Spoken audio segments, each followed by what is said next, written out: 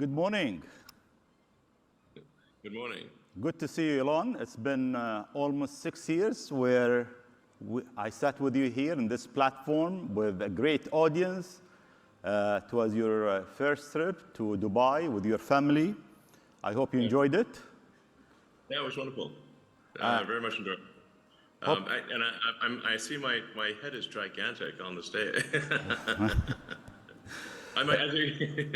My head has grown larger since we last met. Is it because of Twitter? Yeah, I don't know, perhaps. Twitter is certainly quite the roller coaster. Elon, just it's been 6 years. Within 6 years, we've seen tremendous things since our last conversation. We've seen the pandemic, Russian-Ukrainian war, development of ChatGPT. You launched Starship. You recently also acquired Twitter. Can I ask you this question? Why you bought Twitter? Why didn't you create your own platform? Maybe it was cheaper for you? I mean, I thought about creating something from scratch, but I thought Twitter would perhaps accelerate progress versus creating something from scratch by 3 to 5 years. I think we are seeing just a tremendous technology acceleration that 3 to 5 years is actually worth a lot.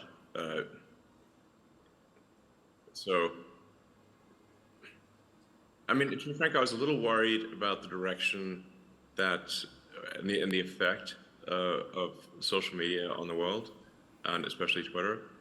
And I thought it was very important for there to be a maximally trusted. This may sound a little odd. Too much cooperation between governments. If you look at, say, at history and the rise and fall of civilizations, that really all throughout history, civilizations have risen and fallen, but it hasn't meant the doom of humanity as a whole, because there've been all these separate civilizations that were separated by great distances. And so, say like while Rome was falling,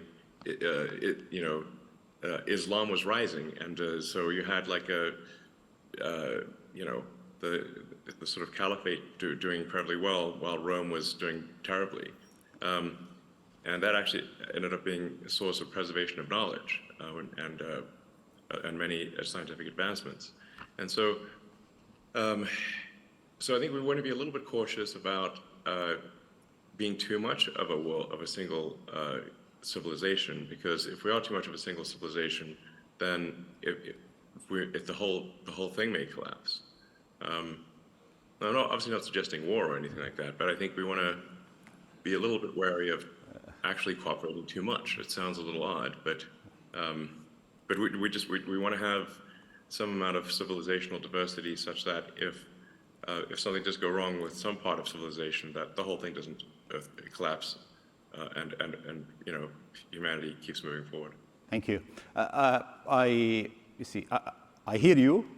I agree and disagree with you at a certain point, and I think today people, they don't fight with sword anymore. I mean, they have nuclear weapons. So if there is this conflict, the whole civilization will be gone. The whole human civilization will be gone.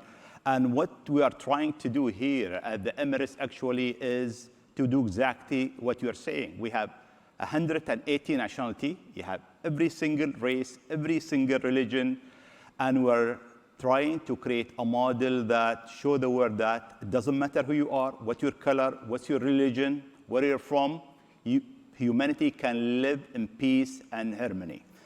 Yeah, I mean, that would be great.